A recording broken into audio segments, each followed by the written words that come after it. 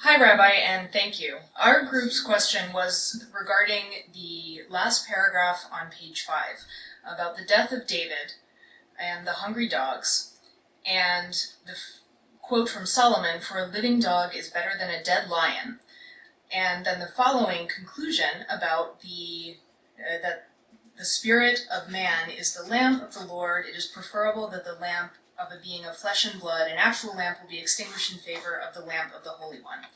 We weren't clear on how the first part, the middle quote, and the final conclusion related to each other, and we were wondering if you could clarify the relationship between those three portions of the text. Well,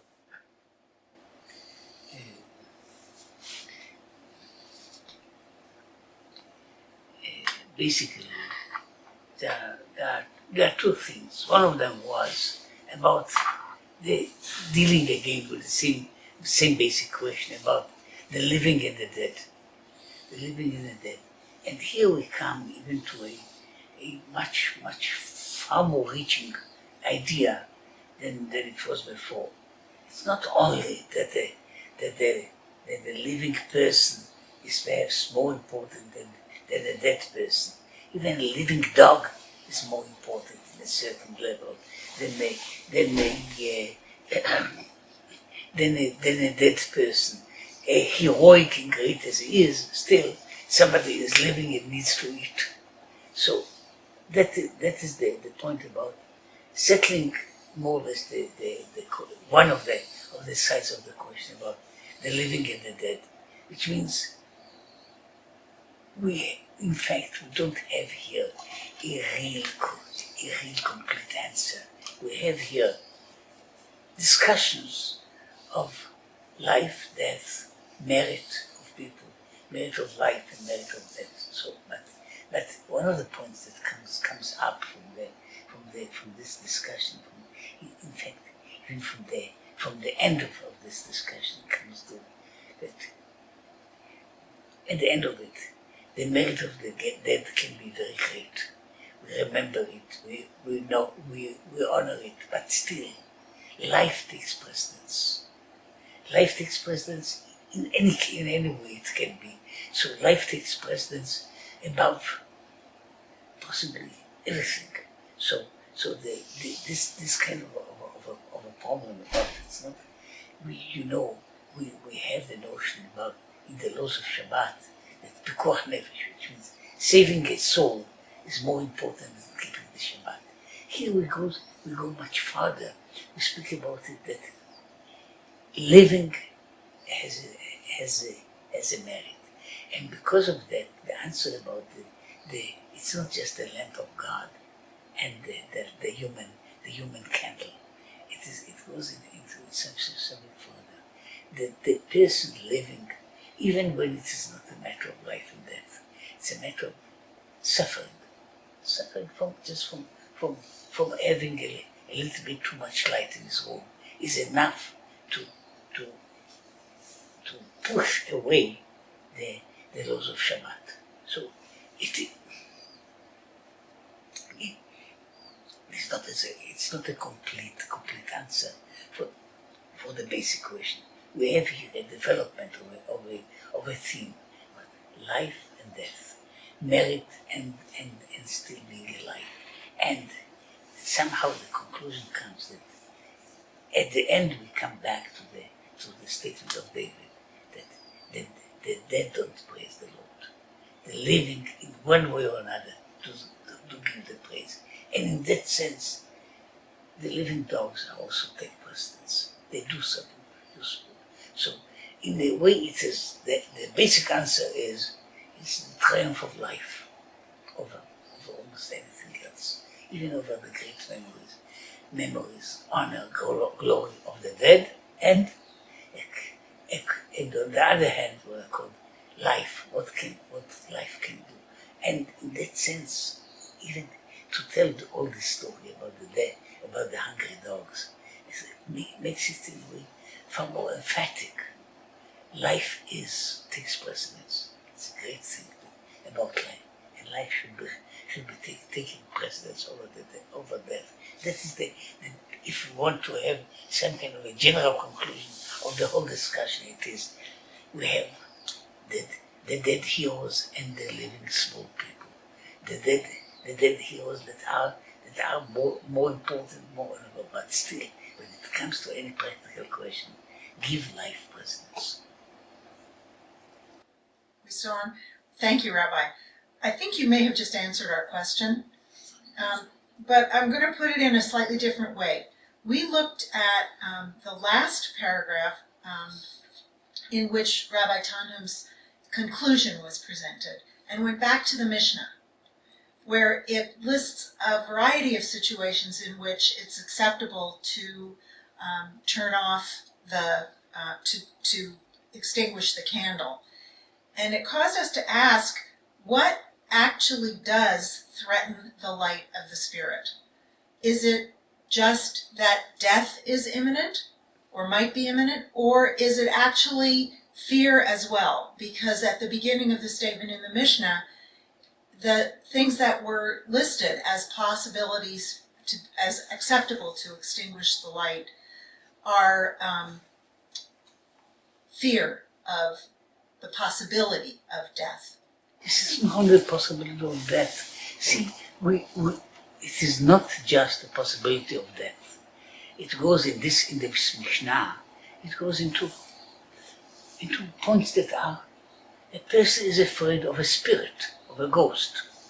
It's possibly not. It's not dangerous like having gangsters standing on the doorway. But still, a person feels unhappy about it. So in that sense, again, it is the spirit of man, the life of man, and not just life as against death. Life in the whole expression of life. So life is more important, and that goes on not only in this case, but in many other cases in which we have when you have to make a choice. That life is more important.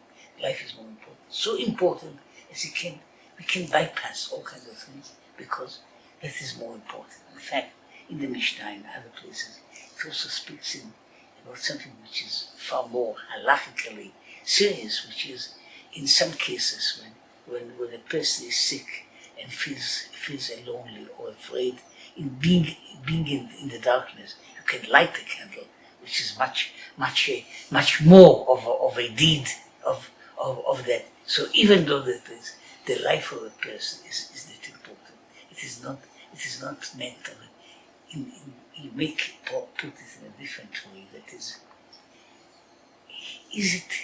it a desecration of Shabbat? No, it is triumph of life. We say that the Shabbat is, in that sense, the Shabbat is a part of what I call of the gift of the Lord to people, and should accept it as a gift. Erev Tov, Rav Steinsaltz. Our discussion centered on the words of God to David, where he said, "For a day in your courts is better than 1,000," and also on the chain of generations from David to Solomon. And our question is this: we learned from the text that preserving life is of supreme importance, but what is the core reason for that? Is preserving life of such importance so that we ourselves can continue to study Torah, or is it rather so that we can propagate future generations who will themselves study Torah and possibly bring redemption? Look, we are speaking only here basically. We speak about individuals. We don't speak about the generations to come, what may happen.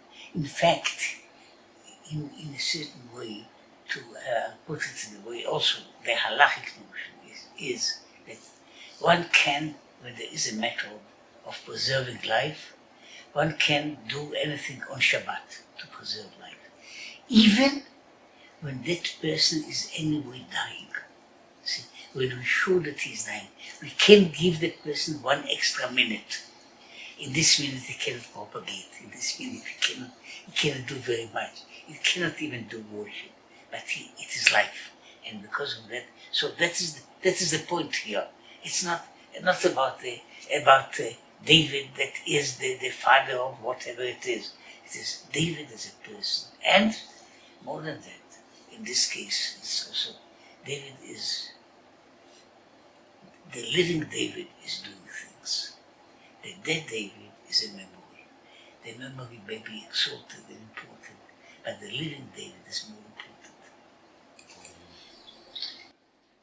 Erev Tov, Rabbi. Our question took off from the reading onto something else. Given that we learned in this portion that death frees us from the responsibility of performing mitzvot, and aware also that when we say Kaddish for 11 months, we're attempting to help elevate the soul to the afterlife. Our question is, what is the function of the soul in the afterlife? Well, basically, basically, the soul in the afterlife is just, I say, blooming. In this world, we have all kinds of handicaps, physical handicaps, sometimes intellectual handicaps. Then we are set, contrary to what the text says here about freedom. In a way, the afterlife means freedom. It is freedom in a different way. A person is freed from all kinds of ties and restraints that he has in this life. But according to, even though it could be, if to deal about high theology, and I'm not going to do now all the high theology, the question about what they call the joy of afterlife is, according to, at least to most of our authorities, it's a kind of a rest. You rest for a while. Perhaps you rest for 10 minutes because you have been sent back to this world in a different way. You can rest there for 1,000 years because nobody has any special use for you. But that is time of rest. That is not a reward not for the good deeds, but it's just a person did something and now he has a certain height to rest, and if one may say so, we are fogged by our own understanding, by our own teachings, by our own teachers, by life and other things. This freedom, that getting away, kind of when the spirit is free, is a freedom, and it gives some kind of rest. It is not resting in peace forever. It is resting in peace, as I said, until there will come the final judgment. And for the time being, they are resting. So in that sense, that is the notion that whatever people do is they are doing it there. Now, about the point if mentioned already about saying Kaddish. See, when a person dies, this persona theoretically is no longer here in this world. But on the other hand, whatever a person achieves, and in that sense, children, disciples, people that he influenced, people that have done, they are all a continuation of life in the next life. And the life of a person is not finished when he is dead, in that sense, because his influence in one way or another is still going on. So saying Kaddish is not a way of mourning. It's just, we say, okay, poor guy, you cannot say Kaddish now, you are dead. So we say instead of you, we say the Kaddish. So it will be accounted that you caused us to make the what's called Kaddish is really Gloria. So we make the Gloria for the Lord. And so it accumulates that this person, even though he's dead, is still somehow working in this world. So let us help him work in this world by remembering him, but memory is just a small thing. Let's do those things didn't accomplish in this life, we do it further and going further with it. So that's what we are doing, and we are trying to give this the personality in general.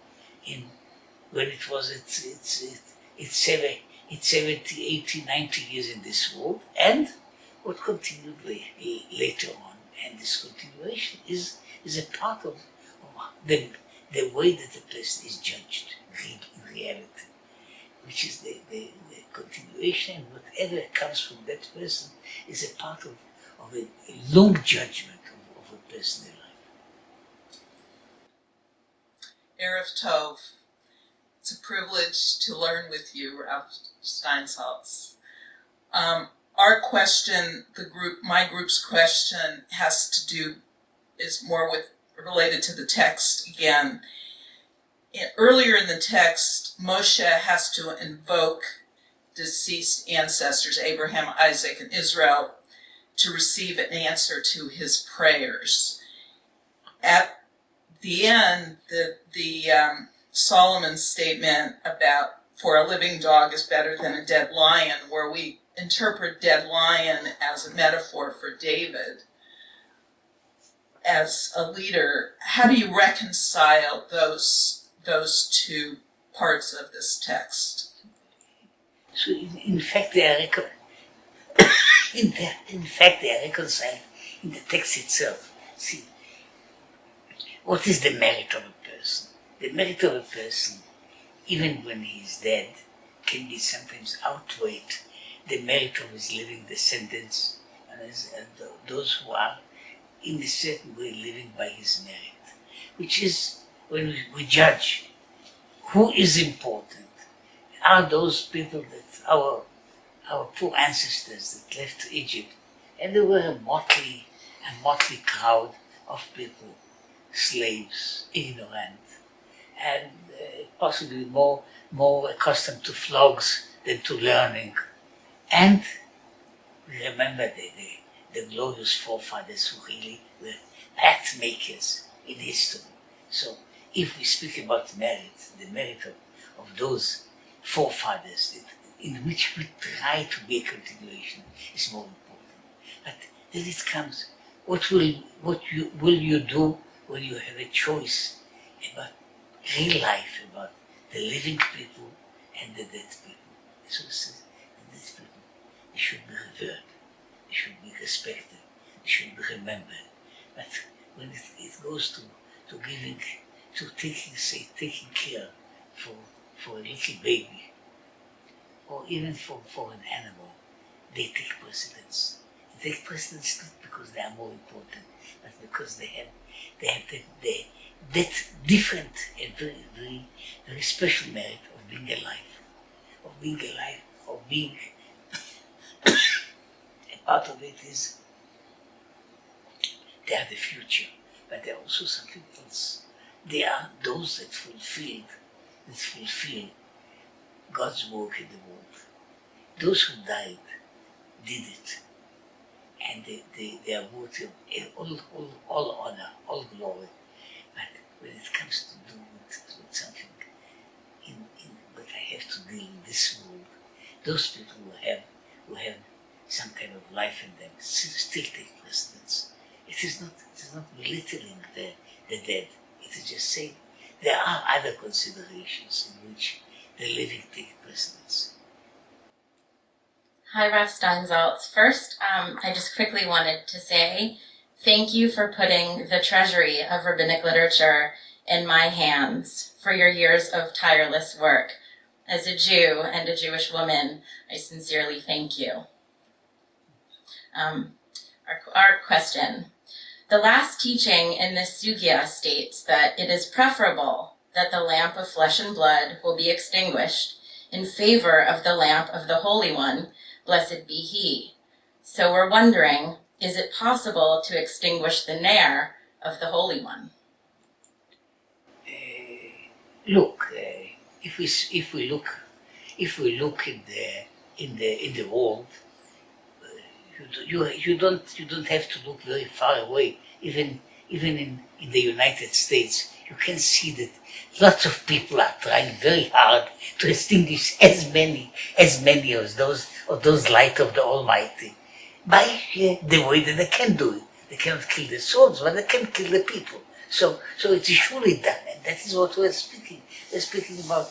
We don't extinguish the soul in the metaphysical way or in a real theoretical way, but we extinguish a life, and this life is, as so far it was the it says Nare Mishmat Adam, the candle of God, of the Lord is the human soul. So this is His candle. So it should be given also due respect, because it is an important candle. It is important. It is important not because you cannot damage it. You can and do, but still you should remember it. That is something exalted, and it is not just a matter of that is perhaps more useful. It can do more work and it can earn more money. But the basic merit of a person, a living person, which is the candle of the Lord. So that is the glory, and that is the merit. We are sometimes, and that's always a problem. Sometimes we care about other things, and we care about very contemporary little candles, and one has to see what's happening in the world.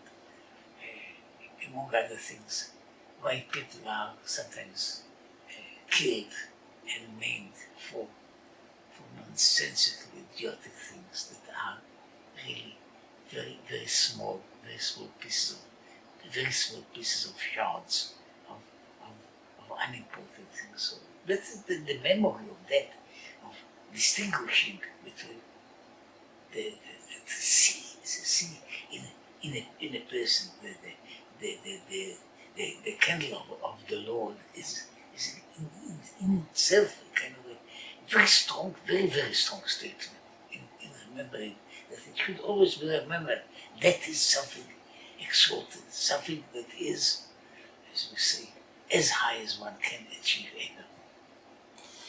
Thank you, Rabbi. My question is more general. Why do the rabbis use David as an example so much when he committed practically every sin in the book? Well, first of all, you shouldn't exaggerate. He wasn't an American president. He couldn't do so many sins. That is one thing. But basically, he didn't commit all the sins in the world. He did some things that were surely very wrong. Usually, and that is the kind. He had a life that wasn't a life of just frivolity and of doing things to excess or trying to take advantage of people. So basically, and that is the story. Sometimes even the wonder, how comes that a person that is a righteous person and an honorable person and a saintly person comes to do such things, and we don't have good answers for it, even though we say that in a way the story of David and the fact that it wasn't censored out of the books. Just think about it. It is easy just not to mention the story. It was a story. It happened some times ago. Nobody now cares about it, so we can delete it. The point is, it is mentioned. It is mentioned to say that nobody can be above the ability of making a mistake, even of sinning willfully. The real point, and that is why when we take to David. David is in a certain way the Psalms of David, not so much the history of David. The Psalms of David are an expression of a person that is devoted and is connected, and his life is always with this kind of a connection. It is a love and not so much obedience. It is love. It's a tie with God. And also a person that is suffering. suffering for reasons that are his fault, and most of the things that are not his fault. And to see, in that sense, we take him because if you want to do it, and I would say something that's possibly shouldn't be said aloud, surely not to America. See, when we take David as the sweet songer of Israel, we take David as one of the greatest generals that Israel had. We take David as a person that created a nation. We take David as a person with so many talents. Then we sometimes feel, okay, that is David, and where is me? I am not at the same level. Now, the sin of David is one of the things that we can at least, if we don't understand his greatness, we can at least understand his sin. So in that sense, we are connected. So we mention him because he is in a different way. He is in some way with his talents, with his beauty, with his ability to suffer, to do other things. What does he do? He is as a personification of a person. He is the person. That is why not only we as Jews that have a special connection, but so many millions, many millions, hundreds of millions of people recite the Psalms of David because it is for them the picture, perhaps an exalted picture of themselves. So there is the picture of themselves, also with the flaws and with the glory. So we understand the flaws sometimes, and sometimes we are too much connected to them. On the other hand, we see the glory. So it is a kind of something that it becomes. So David is in fact, David is what I can become if I work enough on that.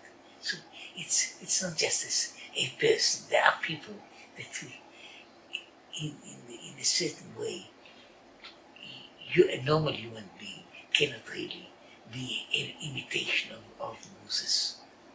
It's too far removed and too high up. With David, I can have a connection. That's why he's mentioned so many times. He's mentioned so many times because he's what we are supposed to be. Ups and downs, and at the end, as they say, which is a very important statement, even though it is not written in the Psalms of David, but in the wisdom of Solomon. The righteous falls 7 times and stands up. That is the story of David.